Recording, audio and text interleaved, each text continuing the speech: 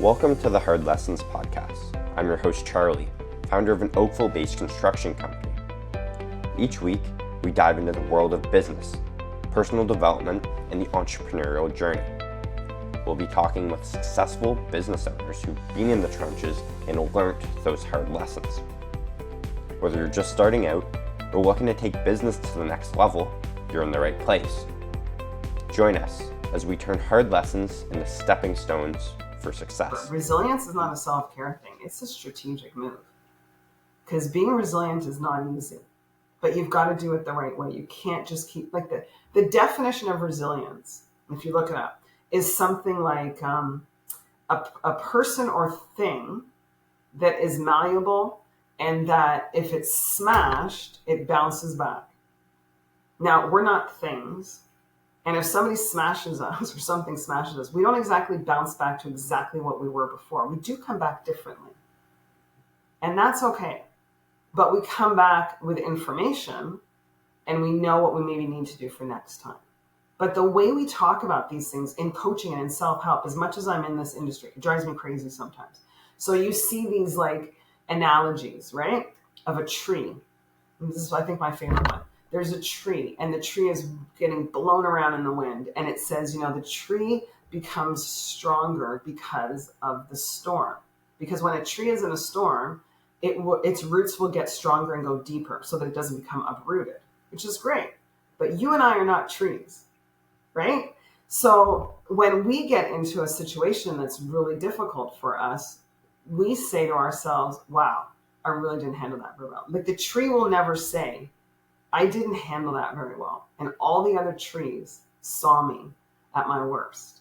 And look at now, I've got a couple broken branches and I've lost a ton of my leaves. But we do that.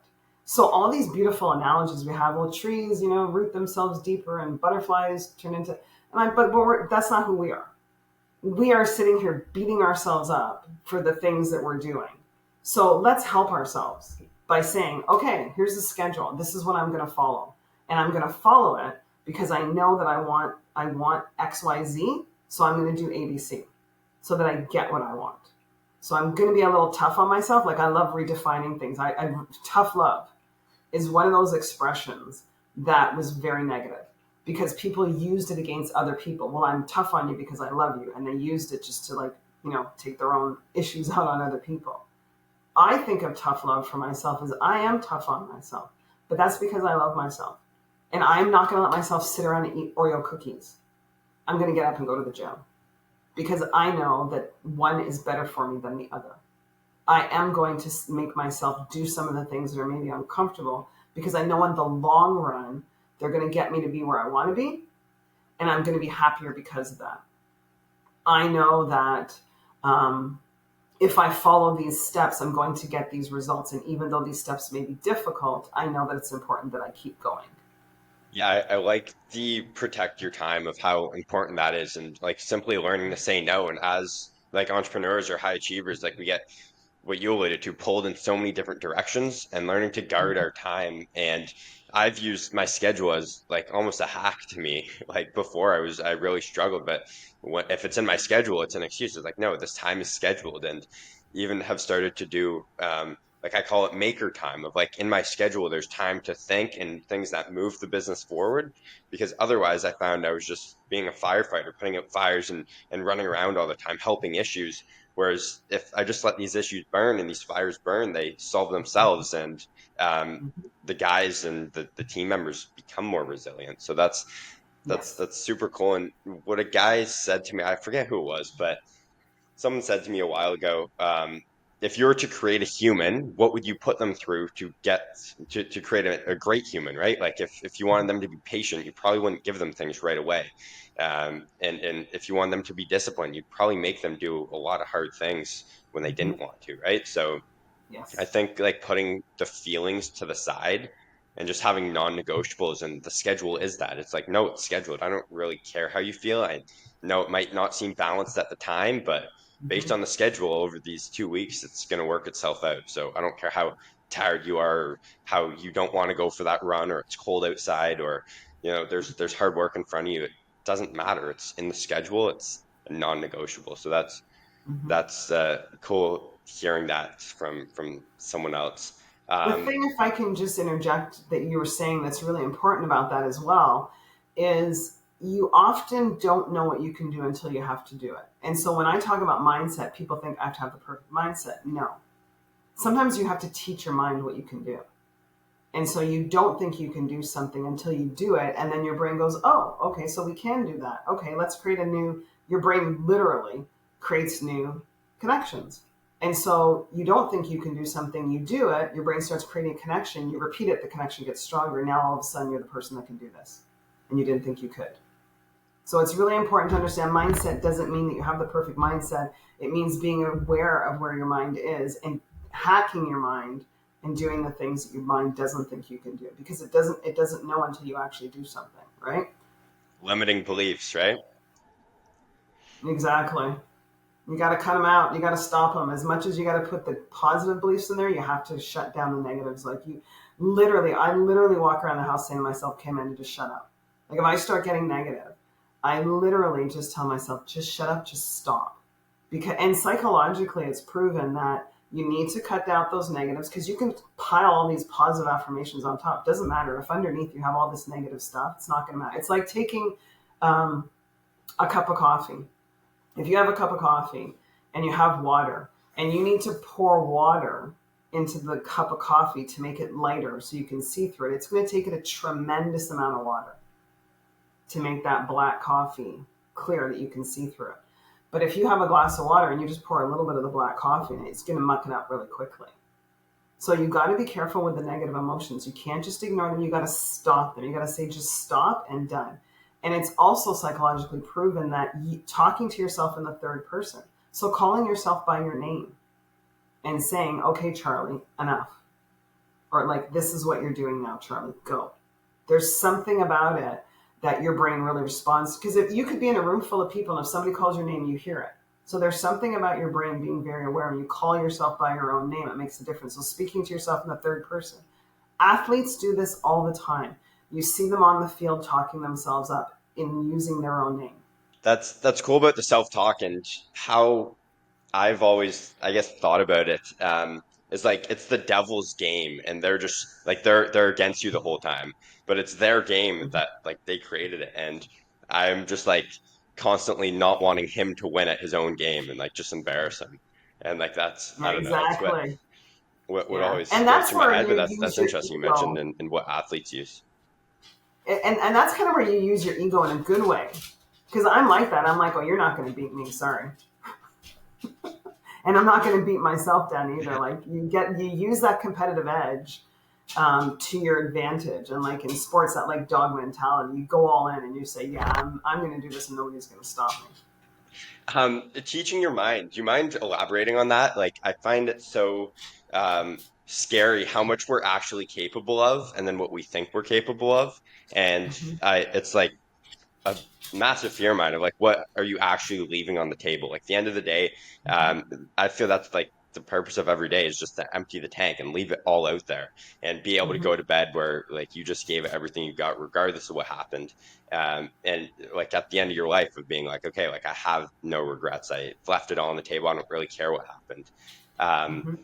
and I found that it's super hard for me to like find that if I'm like the only ways I have found it, I think, is being around people who are at a whole nother level and who have set the bar so high and like pulling me up there. But I think it'd be cool for you to elaborate on like how you find people doing it themselves or like how yeah, if you don't mind touching on that. Yeah, yeah. I totally being around other people that are at your level or higher. Absolutely. You want to be around other people who are also doing what you're doing and always striving, and people who want to keep moving forward, because people's energy can really get into you. And there is something about being in the rooms of people who want to move forward, because there's nobody, when you meet people that are at the same where you are and they're striving, or you meet people that are further ahead, they want to see you succeed too. So they are, like you said, you talk to people that you know and they want to pull you forward as well. And it helps you, makes you feel really great. And when you're around people that don't get it, that doubt starts to get into you. And that is a dangerous place to be, because doubting yourself is what pulls you backwards. And you start thinking like, is there something wrong with me that I want to do this? Or should I not want this? You do have to find people around you that encourage you, that want to see you succeed, that have done it, because they can help you learn and go faster because they've already been there. And it just is a great way to validate your own feelings about what you want. And you need to have that kind of energy around you. And for people to just be around you that are positive, and that see what you're doing and just encourage you. Just say to you, hey man, go for it. You don't really know how far you're going to get until you go there. It's like Roger Bannister broke the 4 minute mile. Nobody had run it at that short period of time, and then he did, and then everybody else started to break it, and blah blah blah blah. No, it's not possible to run it in less than that time. And then there's a guy who just ran a marathon, I think just under 2 hours, and it's the first time that that's been done. So now you're going to find people doing it because all of a sudden we realize it's possible. So it's always the what if. I don't know for sure if this is going to work, but what if it does? What if I just keep going and I see what I can do? And for some people, that's it. It's just, I want to see if I can do it. I just want to try it and see if I can do it and see how far I can get. Again, just as long as you're doing it for yourself and not doing it for other people and accolades of other people, but you're doing it for yourself, because there's nothing wrong with being the person that says, I just want to see how far I can go. Like, this is really cool and I want to grow this and see what I can do with it. And you do that. And when it's not working out, or you realize it's not what I really want, then you say, okay, now I'm just going to switch back, or I'm going to do something else. So I think sometimes in some ways you have to make quick decisions. And that's why I say you be aware of your emotions, but you don't let them control it. So you say, okay, I want to see how far I can do. I want to go. And if it doesn't work out, I'm not going to beat myself up, not going to feel bad about myself about it. I'm just going to make a decision to maybe change and do something else. And I think with self-mastery, it's a continuous push to like Mm-hmm. simply be better and being content with yourself. And that's all it is. There's never a finish line, and it's never for anyone but yourself. And I feel Mm-hmm. just continuously going after that. There's something so cool about it. Mm-hmm. Um, Now, in terms of like manifesting and journaling or using strategies to put things out there before they happen, like there's that example that's all over of Conor McGregor. He called the shots that was going to happen in the next fight, and then it happened, and he was like, if you have the confidence to speak it, and Mm-hmm. think it, it will happen. What are strategies people can use to use that in their life? So visualization is a really powerful tool that you can use. And there's two different ways that you can do it. So visualization is when you literally, close your eyes, you imagine where you want to be, and you see yourself doing it like you're watching a movie. So people might say you have to give a presentation at work and you're really nervous about it, or you're giving a talk. You visualize yourself giving the talk. You see yourself doing it like you're watching a movie, and you see yourself going through it well, being calm. But you can also visualize, what if something goes wrong? So what if I'm in this presentation? Because that's what feeling anxious is. People are like, something's going to go wrong and I won't know what to do. Okay, well, let's visualize if something does go wrong. How are you going to handle it? The technology doesn't work. Your presentation isn't showing up. The microphone's not great. What are you going to do? You're going to make a joke about it. You're going to move on from it. You visualize all of that so that you see yourself doing it. Because if you can't see yourself there, it's hard to be there. So you visualize yourself doing these things. Also visualize yourself preparing so that you are going to prepare yourself. I visualize myself practicing my speech, even if it's just talking to your team at work. I visualize myself doing that, so with them, when I'm there, I feel more comfortable doing it because I've already kind of been there in my mind, right? The other way to do it is called mental rehearsal. And mental rehearsal is, instead of watching it like it's a movie and you're seeing yourself doing it, you're seeing it through your own eyes.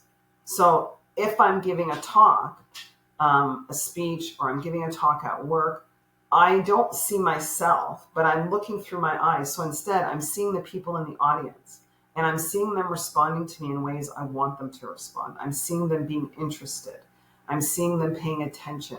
I make a joke and maybe people are laughing at that joke. I see the response I want. So now it's like I'm actually doing it. And again, because I love sports psychology, athletes do this. they visualize themselves running down the track. They see it through their own eyes as if they're doing it, right? McGregor, I'm sure he visualized pounding people and seeing himself hitting them, right?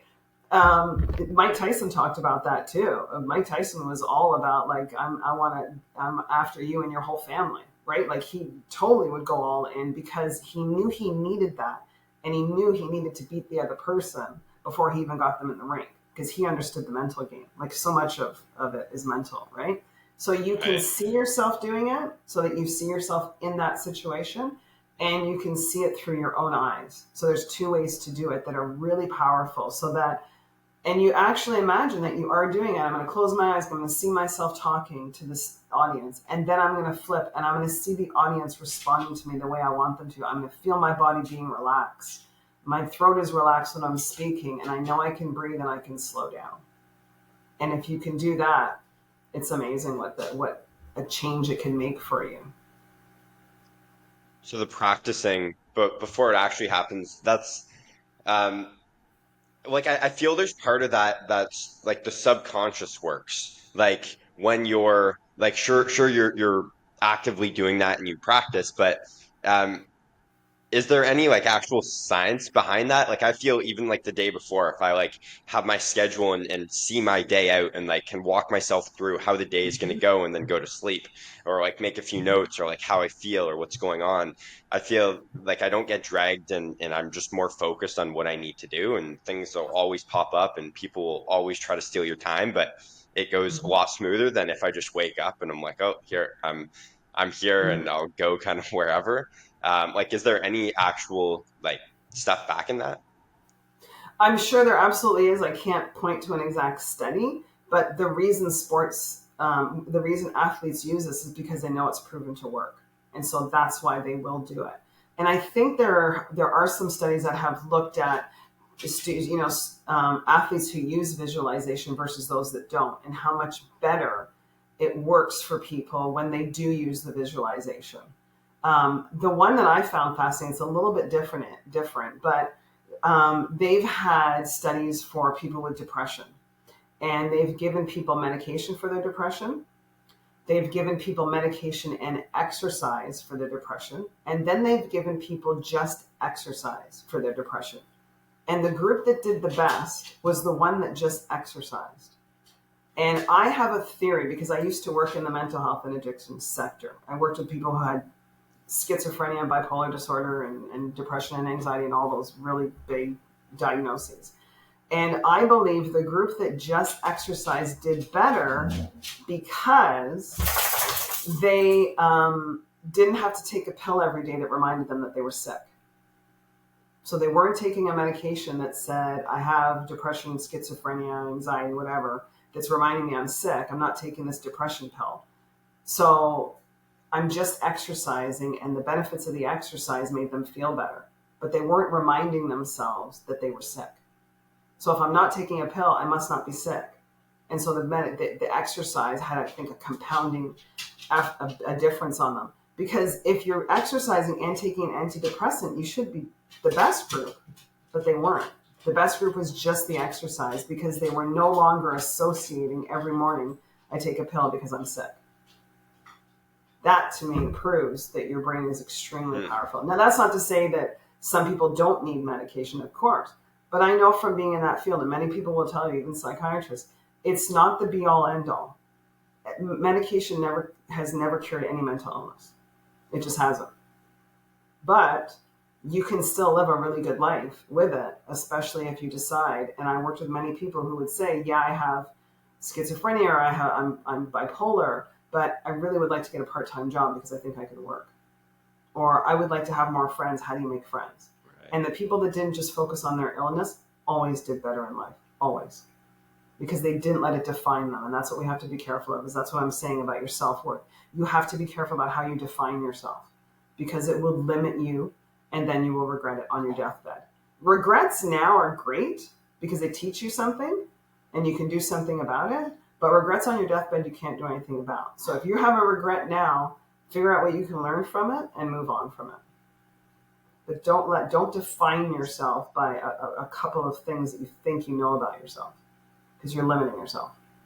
So crazy how powerful the mind actually is of like what we actually are capable of. And I think going back to like who what info we intake and who we're around and what you mentioned of reminding ourselves of the drug of antidepressants Mm-hmm. and like being able to I imagine it's probably hard to move on from things if you're continuously reminding yourself every day. But Mm-hmm. looping back to our what we commented on surrounding like being the sum of who you're surrounding yourself with. Um, what do you have to say? I was talking to a younger guy a few weeks ago, and his parents weren't supporting what he was doing and had different beliefs, and he didn't have much of a choice. But like he sees his parents still, and he was asking for advice on kind of what to do. And I'm curious what you would say to someone like that of they're with their parents all the time. They see them. They're not so much on the same page, different beliefs, but he wants to take things to the next level and be world class. Like how does someone like that handle um, being in that environment, but still wanting to go? Yeah, and so the best arguments you'll ever have are usually with your family members, right? And you have to ultimately do what's going to make you happy while still respecting your family and saying that, mom, dad, I respect your views, and because parents can sometimes get like they feel disrespected when you don't take their advice. And so you can say to them, look, I respect your opinions, but I really want to do this and I want to try this. And this is what I feel is like sort of my thing in life. Because if you don't, you could spend the rest of your life resenting your parents. And if they realize they've made you unhappy, then they're going to feel bad because they've made you unhappy. And you never want to be in that place. I mean, I didn't talk to my own dad for over 20 years. Long story short, but I stopped talking to my dad, and it becomes a very easy thing to do if you're not talking to somebody and they're not in your life, and you can kind of just forget about them. And I had to accept the fact that I needed to be able to forgive him for not ever being there for me and for caring about many other things more than he cared about me. But I had to realize that, he did change. He became a very different person. And I had to look at myself and say, okay, do you really want to be the person do you really want to be the person that's doing that? Or is it time for you to recognize, time to move on, right? It's really just time to move on from this. So there's got to be a lot of conversation again and a lot of respect, but you still have to try and just move on from what you're doing.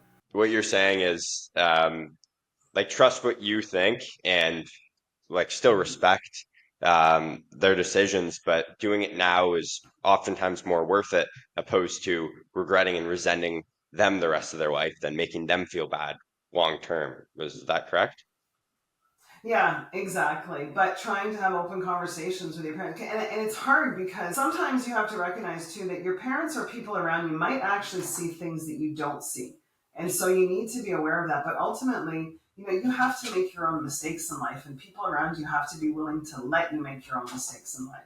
And that's hard, but I mean, I have a son, and I know I'm going to not want him to. I might see things that he's doing, and I think, well, I don't want him to go down that road, but he has to. He has to make his own decisions, and so you have to just try and talk to your family and say, "This is what I want to do, and I hope you can understand it, but I'm still going to be doing it." That's good. That's awesome. Now, before we wrap things up, life and like things that happen, there's always like highs and there's lows, and um, I'm curious what you say to the folks you work with when they're in a rut or they're in a tough spot mentally, how to climb themselves out of it. Like from my experience, I find like when there's a bunch of work and it looks like the procrastination almost gets to me, and then just like keeps piling on top and makes things worse. And like um, I'm curious when yeah, they're in a rut, whether it's procrastination or whatever it is for them. It's can be so many different things. Like what do you have to say to them and strategies that they can use?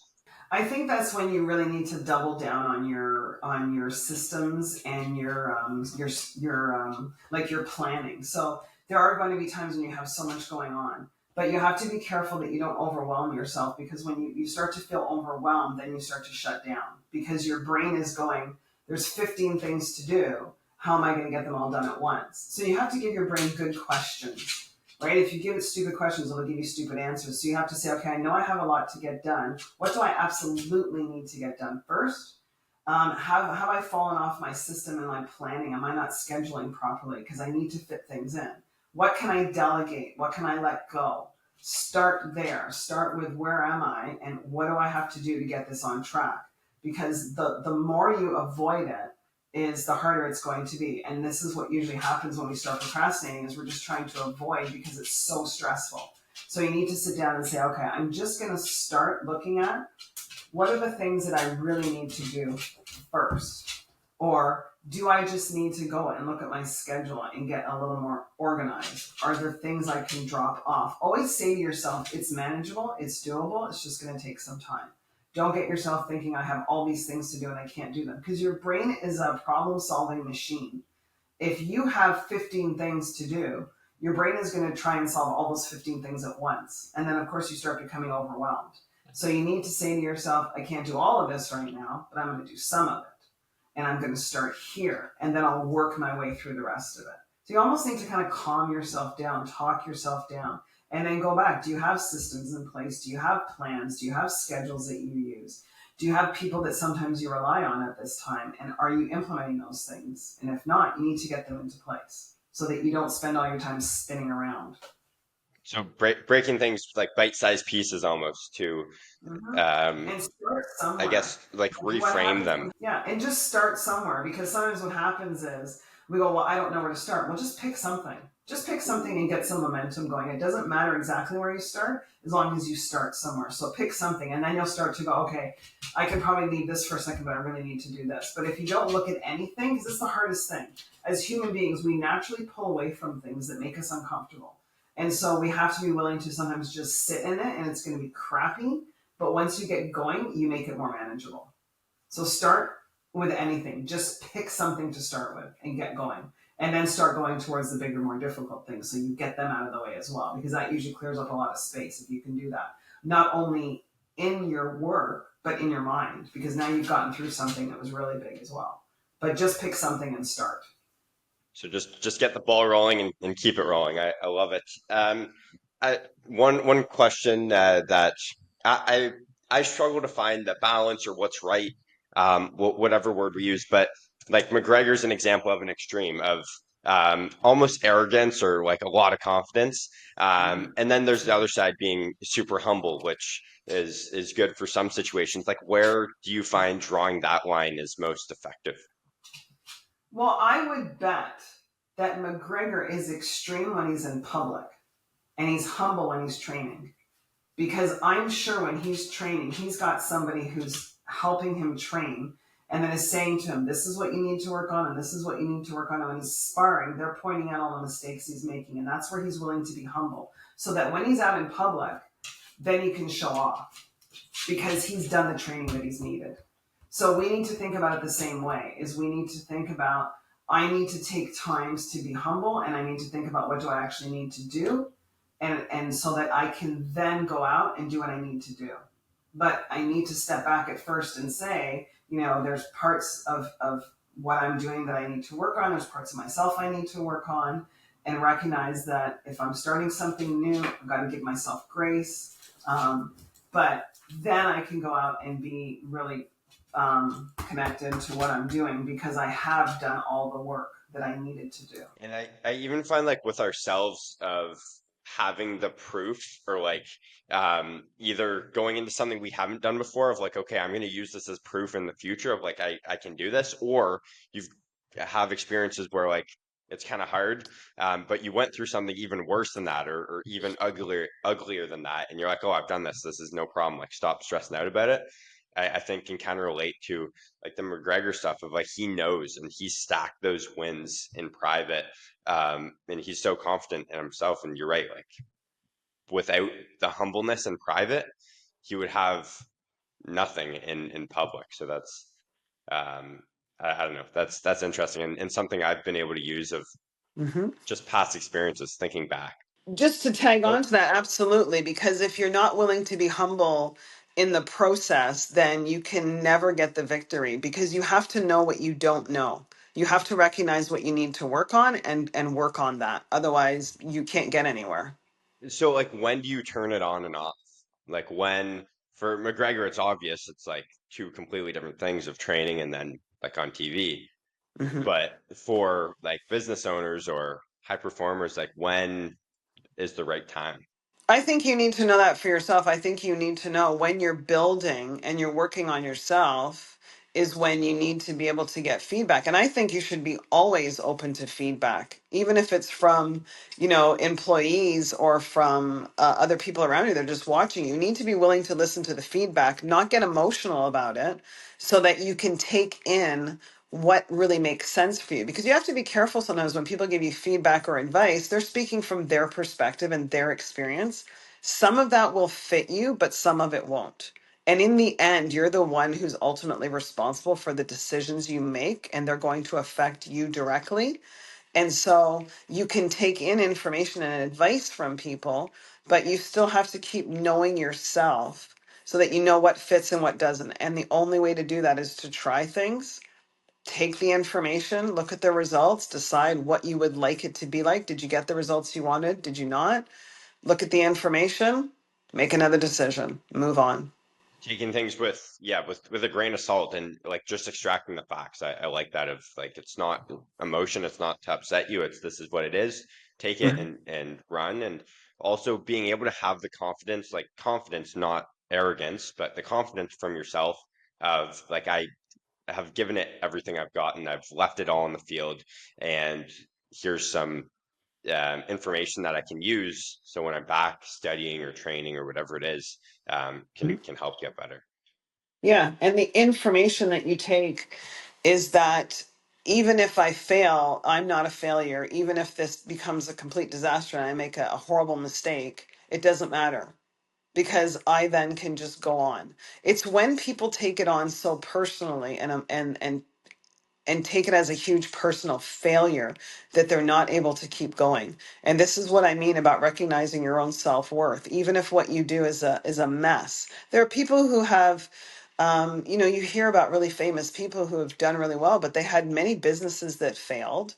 Writers that went to publishers that wouldn't publish their book, and then they get it published and it becomes like the biggest seller of all time. I mean, you're going to run up against those things and you have to go through them, but you have to know that you're worth fighting for and your goals are worth fighting for, and so you move in the direction that you need to keep going without taking it as a personal hit that, well, I'm a complete failure and I'm a complete idiot. Well, sometimes you are a complete failure and a complete idiot, but that's okay because there's always another day. And I think it's just a test of like how bad do you really want it. Like if it was easy, everyone would do it. And without Yes. those things, I think that's what makes it worth it. Yeah, perseverance wins the game every time because you keep going until you're done.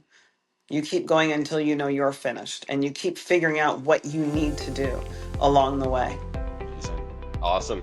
Well, listen, this hour went by very, very quick. I've got a pile of notes. I appreciate you coming on, Amanda. Where can people find you if they're looking for advice? Or I know you put out quite a lot of awesome content as well.